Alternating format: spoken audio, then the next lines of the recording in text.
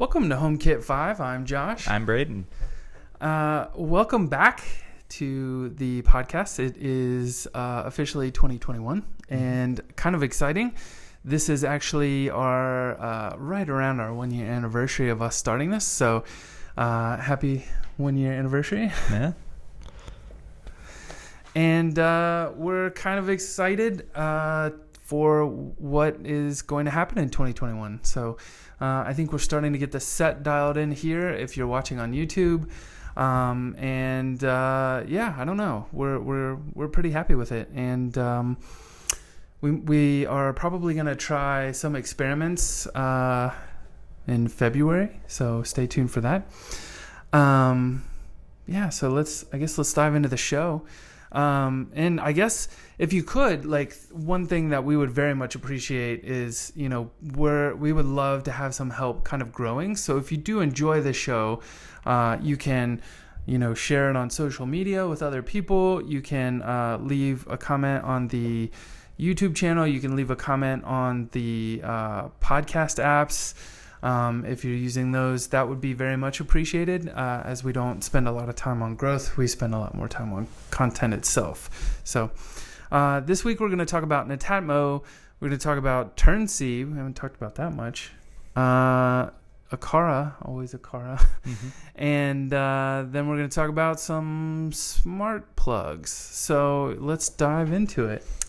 Okay, so Netatmo, we've talked a little bit about their video doorbell.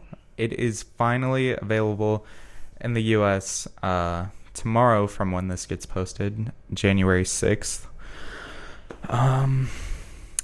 This one's pretty cool. It has HomeKit secure video. It has a weatherproof design with a thin film coating. IP44 rated smart video doorbell is entirely waterproof. Yeah. This one is 1080p, 140 degree field of view. It has a micro SD card slot that locally records, and it also supports HomeKit secure video where it will record to iCloud. Yeah. How much is it, Brayden? It is $299. Yeah. A little steep considering that Logitech came in at $199. Yeah. So.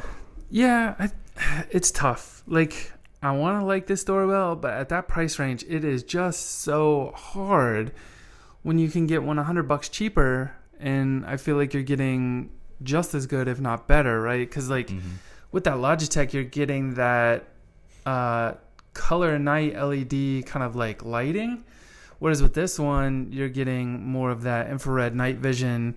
So I don't know, like, I would probably still go for the Logitech. This is a tough place to be, right? Like, everyone was very excited for this to be the first doorbell, and Logitech's like, boom, take that. So but if you are a fan of Netatmo stuff or Legrand stuff, like, I would definitely give it a look. And there are other reviews out there, so if it is something that you're considering, I would definitely go check out those reviews on YouTube. We actually watched one, and then the Logitech came out of nowhere. We were waiting for this thing to drop, and then we ended up buying the Logitech for our house. So it's kind of where we're at on that one. Yeah. All right, so we haven't talked a lot about Turnkey before, but they have a hub that is coming out. It's the Home Center Braun, and they're pushing the envelope a little bit on features. It has a line out on the back of it, right? So it's got power in, it's got Ethernet in, and then it has line out, so you could hook it up to a set of speakers or an amplifier or something, and you can now AirPlay to it. So that's kind of cool. I've not really, I guess Apple does that with, like, the Airport Express. But there's really not a lot of line out airport or AirPlay devices. And it also functions as a Zigbee 3 hub for their kind of ecosystem of devices. So I see this as kind of like an Akara-like ecosystem. We've not actually explored this, so we're gonna spend some time today, kind of poking around and see what kind of devices they have that are supported in HomeKit. But this is exciting to see. I definitely think, it could be an affordable way to get some speakers and have an AirPlay device that maybe isn't a Sonos or a HomePod Mini. I don't know. Is there a price on this thing? I'm not seeing one. Yeah, I didn't see one either. Yeah. I mean, if it comes in like at around $80, I feel like that'd be pretty nice. Especially considering that it's a Zigbee hub and you can kind of, for around the same price, pick up like an Airport Express. Yeah. Well, I mean, for me, at the $99 price point, I'd probably just go with the HomePod Mini, right? So it's like if you're above that, it's going to be a hard place to be. Yeah. Especially with Thread stuff coming out and, it being a Thread device. So. Yeah. Anyway, if you're looking to expand more AirPlay 2 speakers, this could be a way to do it for sure. Yeah. All right. Akara, the M2 hub, is finally available in Europe. Oh, Europe. Europe. But not all parts of Europe. Currently Czechia, Slovakia, and Sweden, but later coming Denmark, Germany, Hungary, Poland, Romania, any day now. Russia. It says early 2021. And Spain. Yeah. So this one is definitely different from the previous. Was it the M1 hub? Yeah. The M1 hub plugged into the wall. This one doesn't do that. Yeah, this one has a micro USB in and a RJ45 jack on the back as well, so you can get some wired speeds. And it can connect up to 128 devices with relays and signal extenders.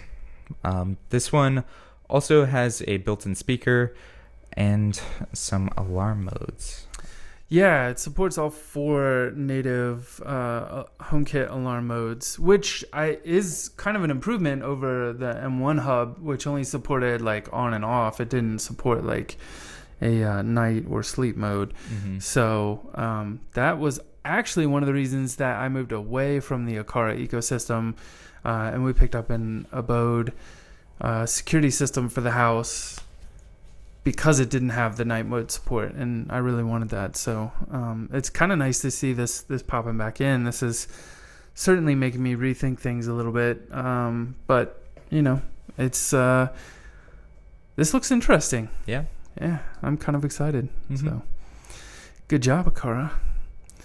All right, our last story is, I know what you're worried about, but I actually brought it up in Tweetbot. Okay. So I wouldn't have that problem. See, still recording. All right. So it's actually a YouTube video from Adam's Tech Life. Sorry. And he dives into the best HomeKit smart plugs for 2021. I watched this video this morning. When did this get put up? It got put up today. So hot off the presses here.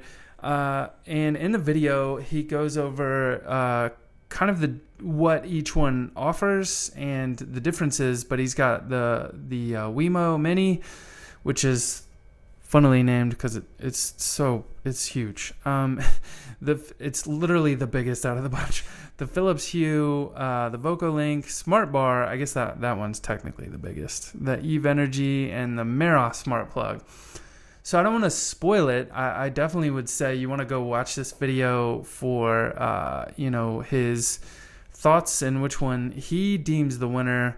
But I think the Belkin and the Philips Hue were kind of non-starters for him. So I thought that was kind of interesting. I personally liked the look of the Eve Energy though, because it does offer the ability to track the amount of power that the device is pulling in through the Eve Energy app. So that one seems super interesting to me. I might have to pick one of those up and play around with it. But if you are in the market, I definitely would say go watch this video, and you can kind of kind of gauge what you're interested in and what you're looking for in a smart plug and make a decision from there. So kind of cool. I think that was it for this week. So I want to just say thank you for listening. As we approach season 2 now, we've done 40 episodes. We took a couple weeks off here and there for our sanity's sake, but we have enjoyed doing this podcast. Yeah. And we hope to do it for another year, and we'll see where that takes us. And if you enjoyed this, if you're watching on YouTube and you enjoyed this, be sure to give it a thumbs up. And if you haven't already, hit that subscribe button. And if you are listening to the podcast, be sure to hit subscribe on whatever platform you're using so that we know, we get an estimate of the audience size. But that helps us know, how many people are listening. We just really appreciate you guys tuning in week after week, and be sure to share this podcast with other people. All right, we will see you next week. Bye.